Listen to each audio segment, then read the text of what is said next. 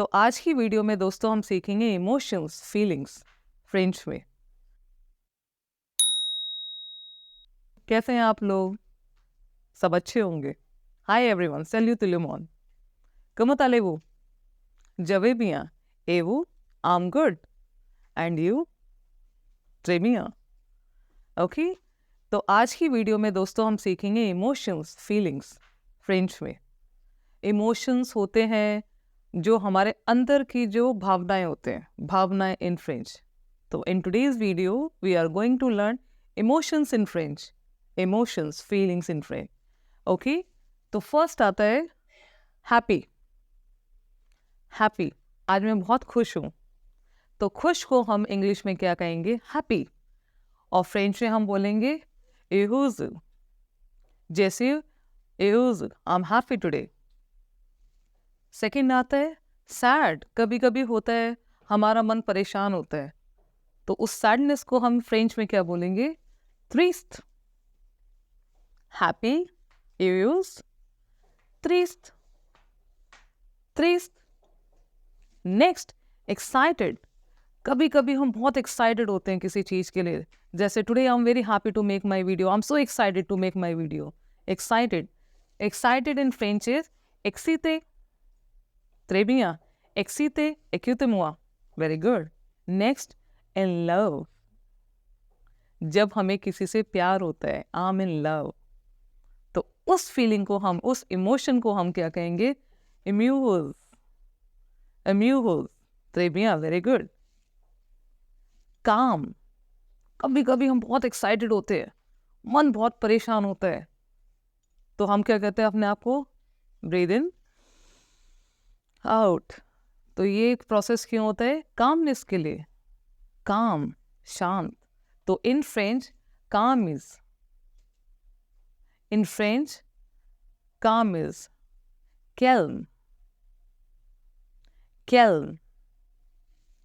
Next आता है glad. I am so glad to see you. बहुत अच्छा लगता है। Okay, glad in French is content, content, très bien। Proud, proud feeling. जब मेरी बेटी का अभी मिड टर्म में मार्क्स अच्छे आए थे, I was so proud, I am feeling so proud. ये मेरी अंदर की फीलिंग थी। तो इन फ्रेंच प्राउड इज फियर्स, फियर्स। très bien, good। delighted, I am so delighted today। delighted in French is ravi, ravi। très bien, क्यों थे मुआ? अभी हम सारे के सारे इमोशंस दोबारा रिपीट करेंगे, बस आप सुनिए, अभी सिर्फ सुनिए, रिपीट हम बाद में करें। ओके, क्यों थे मुआ? Next angry.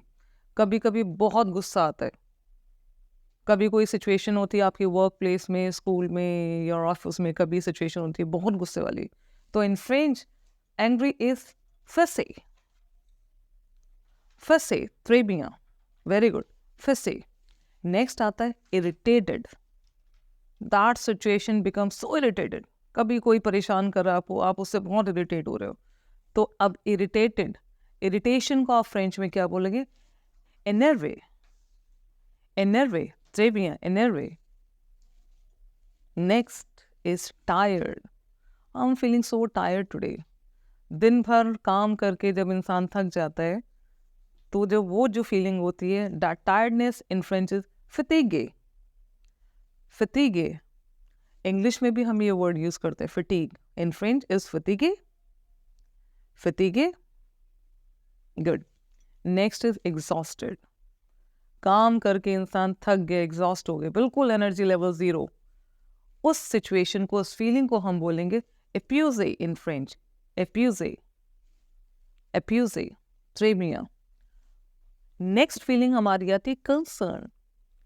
If we are concern about anything, किसी के बारे में हम सोचना, ध्यान रखना, that concern feeling in French is préoccupé, préoccupé। English में कहते हैं preoccupied, in French is préoccupé। Good. Next surprised. कभी कभी कोई सिचुएशन ऐसी बनती है, आप उसे देख के बहुत सरप्राइज हो जाते हैं। एटोनिस्ट इन इंग्लिश, जैसे आप एटोनिस्ट वर्ड यूज करते हैं, स्टोनिस्ट। Okay, surprise in French is एटोने, same word. atonist in English and étonné in French. Surprised feeling in French is, okay, étonné. Surprising feeling is étonné. Okay, très bien. Next, upset. कभी कभी होता है that I'm feeling upset today. कभी कोई situation ऐसी बनती है, कोई environment, कोई एक situation बनती है, उसमें आप upset हो जाता है, मन बहुत परेशान होता है. तो in French that upset is contrarié. Contrarié. Okay? Next is scared. Scared. डर जाना. कभी किसी situation से आप डर जाते हो, सपने में डर जाते हो, सपना आया आपको, कोई ड्रीम आया, उसमें आप डर जाते हो, तो that feeling in French is effrayé. Effrayé. Très bien. Next, sorry. कभी सिचुएशन ऐसी हो जाती है, आप उस सिचुएशन में सॉरी कहेंगे, तो in French sorry is désolé. I am sorry. जैसे désolé. इन फ्रेंच अगर आपको ये फ्रेज बोलना है I am sorry in French, तो इट विल बी जैसे désolé. जैसे désolé. ओके, जैसे désolé. ध्यान रखिएगा, बहुत इंपॉर्टेंट फ्रेज है ये आपके लिए. बहुत सारी सिचुएशंस में आप ये बोल सकते हैं. अगर आप फ्रेंच में बोलेंगे it will be very new phrase for you. जैसे désolé, I am sorry in French. Next आता है embarrassed. कभी कोई सिचुएशन ऐसी बनती है कि आपको थोड़ा सा एम्बेरसमेंट होता है. सो embarrassed in French is gêné. gêné. très bien. disappointed. कुछ ऐसी सिचुएशन, ऐसी कंडीशन बनी. Disappointment. Disappointment in French is déçu. déçu. And last but not the least jealousy. लोग आजकल बहुत डरते हैं. आजकल लोग बहुत जेलस फील करते हैं एक दूसरे से, बहुत जलते हैं कि उसने ऐसे करा, ऐसे किया. तो that feeling in French is jalouse. jalouse. Okay, so आज हमने ये करा feelings in French, different emotions जो हमारे अंदर की जो भावनाएं होते हैं. एक्यूते में एक्यूते रिपीते आपरिमो. ओके, अब मैं सिर्फ फ्रेंच से बोलूंगी, ध्यान रखिएगा. heureux, happy. heureux. triste. sad is triste in French. triste. excité, excitement, excited feeling जो होती है, excité. amuse, in love, suppose, in love. amuse. calme in French. calme. calm is calme in French. content. next word आता है content. acute में है. acute répété après में. okay. next, fierce, proud, fierce. delighted. delighted in French is ravi. next आता है angry. angry जो हमारी feeling होती है, that is fâché in French. fâché. très bien. écoutez-moi.